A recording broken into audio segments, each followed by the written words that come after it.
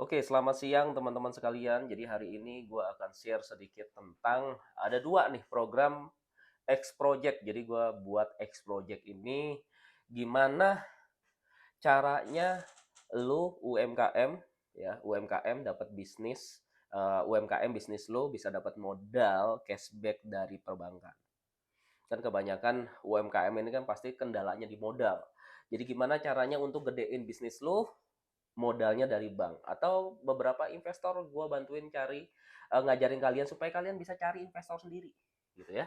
Itu yang pertama. Yang kedua, gimana caranya lu bisa bisnis UMKM eh, profit gede tapi bayar pajak lebih rendah tapi semuanya legal ya. Nah, kenapa gue bisa bilang kayak gitu? Karena gini teman-teman.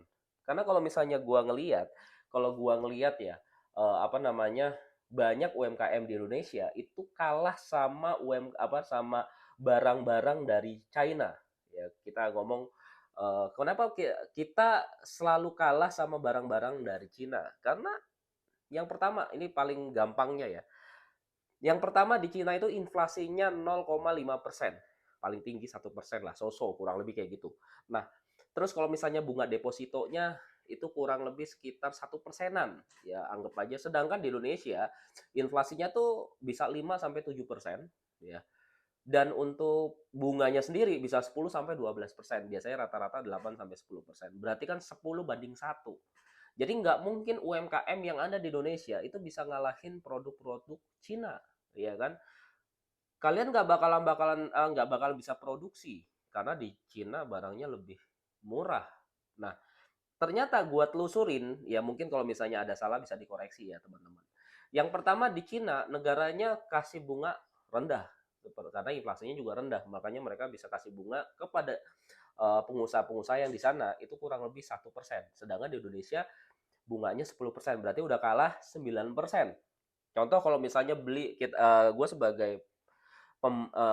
sebagai peminjam bunga 1% itu gue buat buat properti.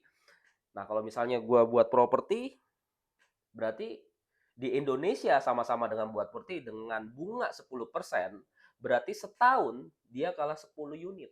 Kalau dia nggak, kalau dia misalnya ratusan miliar, 100 miliar, berarti dia kalau misalnya bisa nggak bisa laku propertinya dalam waktu 1 tahun, berarti kalah 10 unit, ya kan?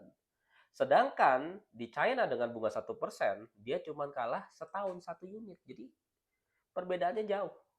Kalau misalnya kita ngomong 1 miliar aja, ya kan? Gue punya dikasih pinjam 1 miliar sama bank. Gue bunganya 1%, berarti gue cuma bayar 10 juta. Sedangkan kalau Indonesia, kalau lu harus bayar 100 juta per tahun dengan modal 1 miliar. Makanya pengusaha-pengusaha Indonesia dilawan sama pengusaha Cina dari sistem perbungaan udah kalah 10 kali. Itu poin yang pertama. Ya kan? Jadi kalau misalnya ini kita ngomong baru kalah sekali ya. Yang kedua, kalahnya 2 kali berarti. Berarti kalah 20 kali. Kalahnya di mana? Yang pertama, kalahnya di perpajakan. Ya. Kalau misalnya di luar dari China, semoga gua udah riset ya. Biasanya kalau dulu gua ke apa namanya ke Singapura, ke Malai, gue nggak tahu masih ada nggak ya. Kalau sekarang, kalau dulu misalnya gue ke Singapura, itu biasanya kalau gue liburan ke Singapura dan belanja barang produksi Singapura, itu apa namanya pajaknya di cashbackin, di buyback. Jadi bukan di buyback, jadi dikembaliin pajaknya kita. Jadi mereka ketika kita beli bisa dirembes, biasanya di airport dirembes. Jadi kalau misalnya kita masuk di Singapura beli, waktu itu gue beli tas sama beli laptop, terus habis itu gue ke tempat airport disuruh tuker bla bla bla, itu dikembaliin duit kita. Lumayan waktu itu, ya, dikembaliin pajaknya, ya kan. Nah, kalau di China, kalau nggak salah kita kalahnya produksi di China udah menang di bunga, dia dapat bunga rendah. Di China itu dia nggak mikirin profit, karena di China itu ketika barangnya diekspor, profitnya itu ya pajaknya itu sendiri dikembalikan sama pengusahanya sendiri. Jadi dia udah harganya murah, ya kalau nggak salah harganya murah, terus apa namanya mereka dikembaliin pajaknya. Jadi barangnya keluar. Contoh misalnya, jadi memang masuk akal sih. Makanya di China itu inflasinya rendah. Inflasinya rendah kenapa? Karena contoh nih, gue pengusaha nih, gue pinjam 1 miliar, nggak banyak-banyak. Gue pinjam 1 miliar dari China, dari bank. Gue dapat bunga 1%, bos. 1% berarti 10 juta. Dengan 1% ya, dengan modal 1 miliar. Berarti beban gue dalam waktu 1 tahun, gue cuma bayar 10 juta. Oke. Terus habis itu gue produksi. Gue fokus aja modal berapa, gue lepas modalnya keluar.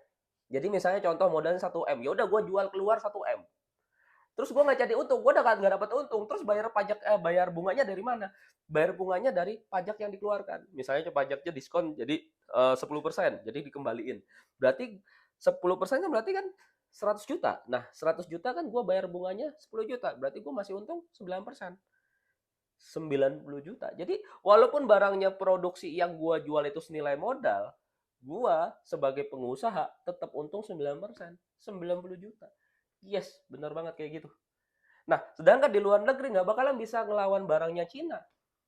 Karena inflasi aja kita kalah inflasi, bunga kita kalah. Kena pajak lagi, kalah. Nah, solusinya UMKM Indonesia, gimana caranya kalian bisa untungnya maksimal, tapi bayar pajaknya murah. Itulah yang gua buat X Project, di mana teman-teman ngebantu UMKM tuh bayar pajaknya yang bener-bener yang bener-bener yang bener-bener real gitu, supaya kalian bisa apa ya, khususnya pengusaha-pengusaha yang di atas 1-2 M, 5 M, 1-5 M tuh kalian wajib pakai strategi ini, X Project namanya. Jadi gimana caranya kalian bayar pajak tuh nggak kemahalan, supaya kalian tuh bisnis UMKM-nya tuh jalan. Kalau kalian bayar pajaknya apa namanya, bayar pajaknya mahal, nggak bakalan bisa ngelawan produk-produk luar negeri. Apalagi cara satu-satunya cepat buang barang lu adalah jual murah. Kalau jual murah lu rugi, ya berarti lu besok nggak bisa bisnis lagi dong. Gimana caranya jual murah tetap untung, ya kan? Ya lu harus pintar dalam perpajakan, ya kan, supaya apalagi yang kalau omset lu masih 500 juta nggak usah ngomong ya. Kalau ini kan di atas 1 M, 5 M itu kalian wajib tahu caranya. Ini gue bukan nakut-nakutin ya, buat UMKM di luar sana. Kalian wajib tahu X Project. Ya gimana caranya supaya kalian bisa menang sama barang-barang luar negeri.